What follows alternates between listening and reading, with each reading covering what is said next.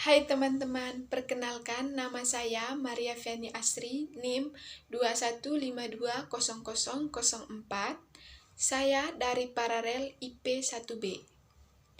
Saya menjelaskan tentang ilmu pemerintahan sebagai sumber dan substansi hukum tata negara. Ilmu pemerintahan dan hukum tata negara merupakan dua ilmu yang masing-masing mempunyai ontologi, epistemologi, dan aksiologi. Ontologi kalau secara etimologis itu berasal dari bahasa Yunani yang terdiri dari dua kata, yaitu ontos dan logos. Ontos artinya ada atau keberadaan, dan logos berarti studi atau ilmu tentang. Dapat kita simpulkan bahwa secara sederhananya ontologis berarti ilmu atau studi tentang keberadaan atau ada. Di dalam ilmu ontologi juga menjelaskan hakikat dan realitas. Yang berikutnya epistemologi. Berdasarkan akar katanya, episteme berarti pengetahuan dan logos ilmu atau teori. Secara terminologi, epistemologi adalah teori atau ilmu pemerintahan tentang metode dan dasar-dasar pengetahuan. Yang berikutnya aksiologi. Kalau aksiologi secara etimologis itu berasal dari bahasa Yunani juga, yang terdiri dari dua kata, yaitu aksio dan logos. Aksio yang berarti layak atau pantas, dan logos artinya ilmu. Dapat kita simpulkan bahwa secara sederhananya aksiologi itu mempelajari tentang manfaat atau nilai-nilai yang kita peroleh dari sebuah ilmu pengetahuan. Hanya pada sisi tersebut yang dapat membedakan keduanya. Tetapi pada tataran implementasi, keduanya bersatu padu. Implementasi yang dimaksud di sini itu pelaksanaan atau penerapan.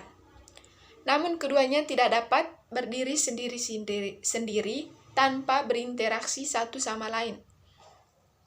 Ilmu pemerintahan dan tata negara tidak bisa saling bertentangan. Ilmu pemerintahan dan ilmu hukum tata negara mempunyai keterkaitan, cara pandang, dan perbedaannya. Yang pertama itu keterkaitan.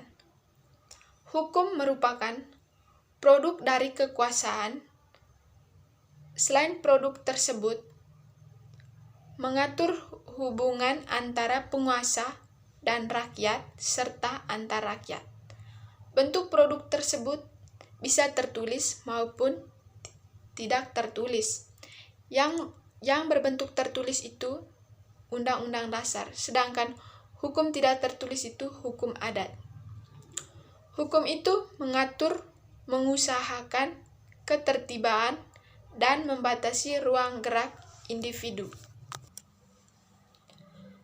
Sumber hukum dalam konteks ilmu hukum terdiri dari dua, yaitu sumber hukum material dan sumber hukum formil.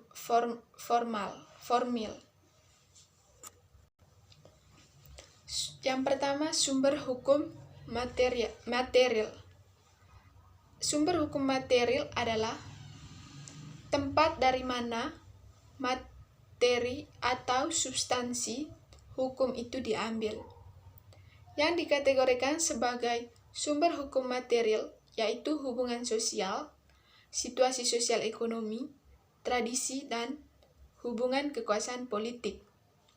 Dari pengertian sumber hukum material, dapat kita ketahui bahwa salah satu topik pembahasan dalam ilmu pemerintahan merupakan bagian dari sumber hukum material, yaitu hubungan kekuasaan politik. Oleh karena itu, ilmu pemerintahan dapat dikatakan sebagai salah satu sumber dari ilmu hukum. baik ilmu hukum secara umum maupun ilmu hukum secara khusus. Yang kedua, sumber hukum formil. Sumber hukum formil adalah tempat atau sumber dari mana suatu peraturan memperoleh kekuatan hukumnya.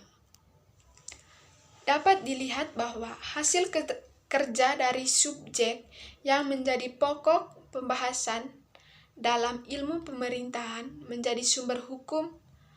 Subjek tersebut adalah penyelenggaraan pemerintahan. Tentunya penyelenggaraan pemerintahan dalam arti luas, sehingga meliputi eksekutif, yudikatif, dan legislatif. Eksekutif itu menerapkan atau melaksanakan undang-undang yang terdiri dari presiden dan wakil presiden. Legislatif itu membuat undang-undang yang terdiri dari DPR, DPD, dan MPR. Yudikatif itu mempertahankan pelaksanaan undang-undang yang terdiri dari Mahkamah Agung, Mahkamah Konstitusi, dan Komisi Yudisial. Proses perubahan Undang-Undang Dasar 1945 merupakan salah satu contoh yang dapat menjelaskan hubungan ilmu pemerintahan dan ilmu hukum tata negara dalam konteks sistem ketatanegaraan Republik Indonesia. Terima kasih.